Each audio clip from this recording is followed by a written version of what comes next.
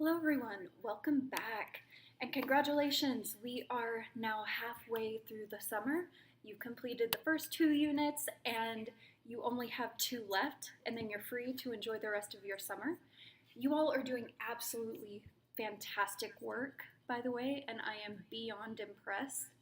This is easily one of the best summer sessions of technical writing I've had, and I thank you all for that. So, let's get into talking about Unit 3, the usability testing unit. First, I want to apologize for the length of the first lecture video you all watched. However, this is such an involved unit and there's so much happening that I couldn't justify cutting any of the information and still expect you to perform successfully this unit. So be warned, the first video is a little lengthy. However, it is a true PowerPoint lecture video. So just sit back and bear with me on that one. Okay, so you'll also notice there's no peer review for this unit, although our good friend peer review will be back for Unit 4, don't worry. The reason we're not doing a peer review this unit is because there's simply already so much going on. This unit actually has 2 assignments, 3.1 and 3.2.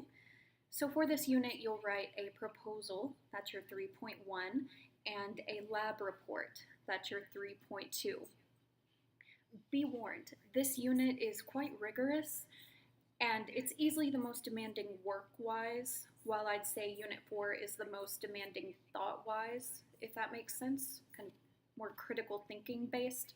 Whereas Unit 3, it's truly just a lot of work and a lot of reading, and you have a lot going on. So on that note, you will notice a shift about this point in the semester. You'll notice a big shift between both the level of difficulty in the previous units to the units coming up, and my expectations as far as grading and your work. So the first 2 assignments are just as important as the last 2, unquestionably, but they are structured in a way where you're kind of easing in to some of the big ideas of the course, particularly the one I would say is easily the most important, the idea of user-centeredness. Trying to ease you in that way, trying to introduce you to very common technical writing genres, but genres that are quite accessible to you all where you are in your careers and your schooling right now. However, now we're moving into territory that's just as important, but from your perspective will likely be much more exploratory, and it'll be a little different, okay? And that's okay. That's really common every time I've taught tech writing. The usability unit and the popular translation unit are the most outside of students' comfort zones. However, I'm not trying to scare you all here. Having said all of that, I would also say the usability unit and the popular translation unit usually wind up being extremely rewarding and fruitful for students as well. But just a word of caution, do adjust to the increasing workload and the increasing overall rigor of the last units. I just wanted to give everyone a forewarning about that. So, with that, I simply ask that you will keep up the excellent work you've done so far, and again, give yourself time to account for the picked up pace of the course. Okay, I'm not saying it's going to go from an easy course to a ridiculously difficult course. That's not what I'm trying to say. I'm just saying we're going to encounter some new things, and the workload itself is going to pick up a little bit. Okay, also a quick note, you may find some odd discrepancies as far as this unit being referred to as Unit 3 and Unit 4, or 3.1, 3.2 versus 4.1, 4.2. The reason for that, and I apologize if it's slightly confusing, is because I used to have the usability unit as the final course of technical writing, or the final unit of technical writing, excuse me. But I moved it up to Unit 3 for various reasons, and I'll give you the primary 2. So the first reason being I don't feel great about giving you all the unit that's weighted the most, as well as has the heaviest workload at the very end of the semester.